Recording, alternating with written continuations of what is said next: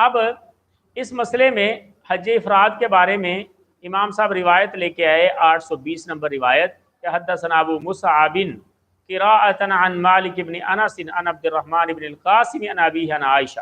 سیدہ عائشہ کہتی ہیں ان نبی صلی اللہ علیہ وسلم افرد الحج، نبی علیہ الصلوۃ والسلام نے حج کو اکیلے کیا، افراد کیا، اور یہ روایت حسن صحیح ہے، اور اسی پر بعض اہل علم کا ہے. اور عبداللہ ابن عمر سے بیان آتا ہے کہ ان نبی صلی اللہ علیہ وسلم افرد الحج وافرد ابو بکر وعمر وعثمان، نبی صلی اللہ علیہ وسلم نے بھی حج افراد کیا تھا. سب اس کی وائی فائی چیک کریں ذرا، یہ فائبر ہے، کنفرم کریں. حج افراد کیا نبی علیہ الصلوۃ والسلام نے، اور حضرت ابو بکر نے بھی حج افراد کیا، حضرت عمر نے بھی حج افراد کیا، اور حضرت عثمان نے بھی حج افراد کیا. یہ کہنا ہے عبداللہ ابن عمر کا.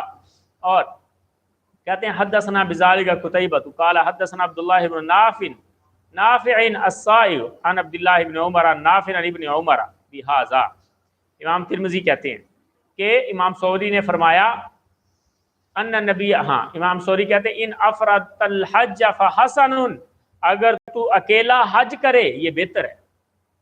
امام صاحب کہتے ہیں اگر تو اکیلا حج کرے تو یہ بہتر ہے. وَإِن قَرَنْتَ، اور اگر تو قران بھی کرے ساتھ، فحسن، یہ بھی بہتر ہے. وَإِن تَمَتَّعْتَ، اور اگر تو حج تمتع کرے، فحسن، تو یہ بھی بہتر ہے.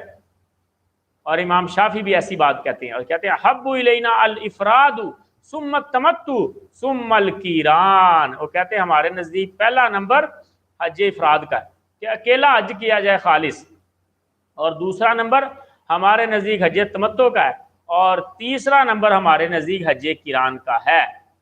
تو حضرت صاحب یہ امام شافعی کی بات. روایات مختلف ہیں اس مسئلے میں.